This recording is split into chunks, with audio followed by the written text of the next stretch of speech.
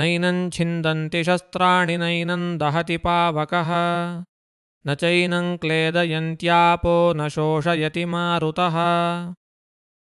Today we sit with one of the most thunderous verses in all of Sanskrit literature, from the second chapter of the Bhagavad Gita, verse 23. Listen to it first in its own music. Nainam chindanti shastrani, nainam dahati pavakaha, na chainam kledayanti apo, na shoshayati marutaha.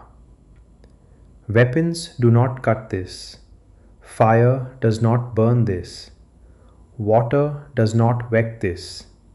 Wind does not dry this. 4 negations like 4 hammer blows. Let us take the words slowly.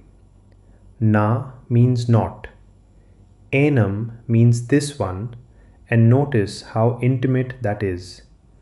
Not that distant thing, but this, the one sitting closest to you, the one listening right now.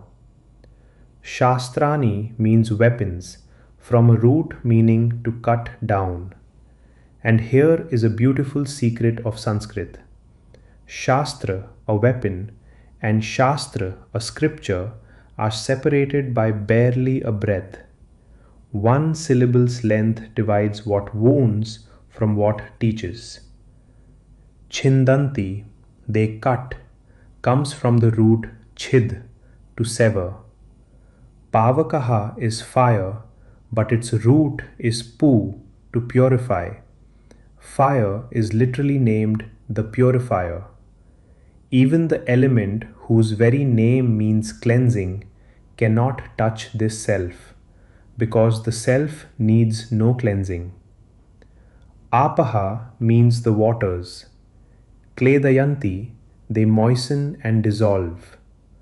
Marutaha is the wind, kin to the storm gods of the Vedas, and Shoshayati means it dries, it withers.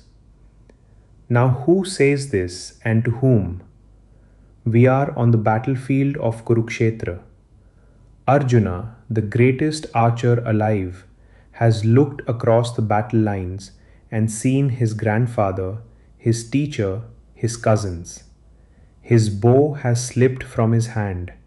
He is weeping in his chariot, convinced that if these bodies fall, these beloved people are annihilated forever. And Krishna's answer is not comfort, it is surgery on an assumption. He says, "You are grieving for something that cannot die." And in this verse he proves it by exhaustion. Weapons, fire, water, wind, these are the 4 great elements, and each is paired with its own way of destroying, cutting, burning, dissolving, drying. Krishna is saying, name any means by which anything, anywhere, has ever been destroyed. I will show you that none of them has jurisdiction over the self, the Atman. Why? Here is the deep logic drawn out by the great commentator Shankara. Every act of destruction is really just a rearrangement of matter. To cut something, it must have parts that can be separated. To burn it, it must have a surface to consume. To soak it, it must have pores. To dry it, it must hold moisture. The self has no parts, no surface, no pores, no moisture. It is not made of stuff at all. So the verse is not claiming the self is very, very durable like some cosmic diamond. It is claiming something stranger and more wonderful, that destroying the self is not difficult, it is meaningless, like trying to cut silence with scissors. And there is a hidden psychological map here. The 4 destroyers are the 4 ways life wounds us. Weapons are the direct attacks, the insult, the betrayal. Fire is what consumes us from inside: rage, anxiety, burning shame. Water is sorrow, the grief that soaks in slowly and erodes. And wind is time itself, the force that withers youth and dries up possibilities. The verse whispers, all of these touch the body, the mood, the story of you. None of them has ever once touched the one who watches. This insight is not India's alone. Socrates, standing before the judges who would execute him, said, "You can kill me, but you cannot harm me." The Stoic teacher Epictetus said, "You may chain my leg, but not even Zeus can conquer my will." And modern psychology has circled back to the same discovery. Therapists speak of the observing self, the perspective from which all your experiences are watched, which stays constant while every experience changes. Viktor Frankl, who survived the concentration camps, wrote that everything can be taken from a person except one thing: the freedom to choose one's own attitude. Something in us, he found, remains out of reach. Even physics offers a distant echo. Energy is never destroyed, only transformed. Every destruction we have ever witnessed was really a change of form. The Gita simply asks, and what if the same is true of you? So, how do we live this today? Let me leave you with two practices.